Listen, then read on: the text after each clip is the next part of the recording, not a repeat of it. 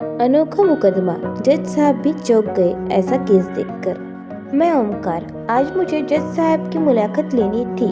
सभी तैयारियां हो चुकी थी, बस इंतजार था उनके आने का। जज साहब आने के बाद उनका चाय नाश्ता हुआ और हमने उनकी मुलाकात शुरू की। मैंने उनको सवाल पूछना शुरू किया, जैसे आपने कितने साल नौकरी की, आपकी बढ़ती और बदली कब कब हुई और कहाँ हुई। उनके अनुभव के बारे में भी मैंने उनसे सवाल किए और आखिर में मैंने उनसे पूछा कि आपके अपनी पूरी सर्विस में सबसे अजीब केस कौन सा था। तो जज साहब जरा खामोश हुए और कहा, केस नंबर तो मुझे याद नहीं और कौन सा साल था ये भी याद नहीं, लेकिन जब मैं श्रीरामपुर में था तब मेरे पास एक अजीब केस आया था। दो भाइयों के झगड़े का केस था।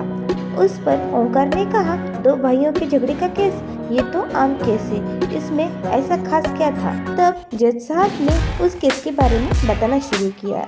वो केस दो भाइयों के झगड़े का तो था, लेकिन आम केस की तरह वो केस नहीं था। दो भाइयों का झगड़ा था, लेकिन संपत्ति का झगड़ा नहीं था, माँ के साथ रहने का झगड़ा था। और तो और दोनों माँ के साथ रहने के लिए झगड़ रहे थे। आज के ज़माने में जब लड़के अपने माँ बाप को एक दूसरे पर थोपते हैं, वो दोनों भाई अपनी माँ के साथ रहने के लिए झगड़ रहे थे। पहले तो केस पेपर पढ़ते वक्त मुझे लगा कि टाइपिंग में कोई मिस्टेक हुई होगी, लेकिन जब मुकदमा शुरू हुआ तो मैं खुद भी हैरान हो गया था। उसमें से छोटे भाई का कहना था कि माँ 20 साल से बड़े भाई के साथ रह रही है। उनके बड़े भाई की उम्र लगभग 50 साल होगी।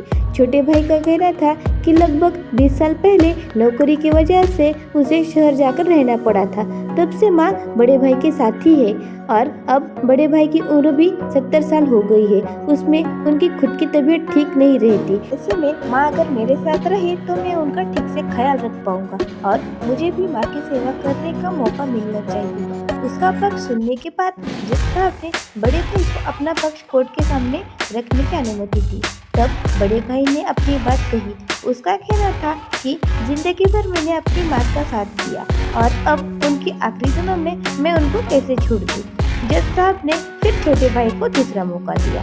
तब उसने कहा कि भैया गांव में रहते हैं, अगर माँ की तबीयत बहुत ही खराब हो गई तो वहाँ पर हॉस्पिटल की कोई सुविधा नहीं है, इस वजह से माँ मेरे साथ रहने चाहिए।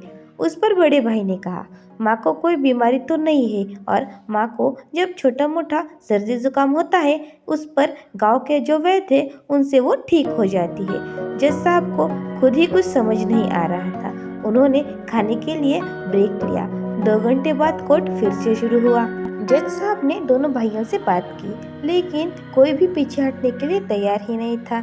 लेकिन बाद में बहुत समझाने के बाद बड़े भाई ने बात मान ली और माँ को छोटे भाई के साथ भेज दिया। जज साहब भी अब उस केस की यादों से बाहर आ गए थे। ओंकार ने भी हल्की सांस छोड़ी और कहा, हाँ सचमुच में बहुत ही अनोखा केस था। जज साहब ने कहा, मैं खुद ही हैरान था और परेशान हो गया था। इस मुकदमे के फैसले को कैसे करूं, क्योंकि दोनों भी सही थे और मेरे फैसले से किसी पर भी अन्याय नहीं होना चाहिए था। लेकिन आखिर में उन दोनों की समझदारी की वजह से मुकदमे का फैसला हो गया और दोनों में से किसी पर भी अन्याय नहीं हुआ। ये केस देखकर मुझे यकीन हो गया कि आज भी लोगों के दिलों में प्यार जिंदा है।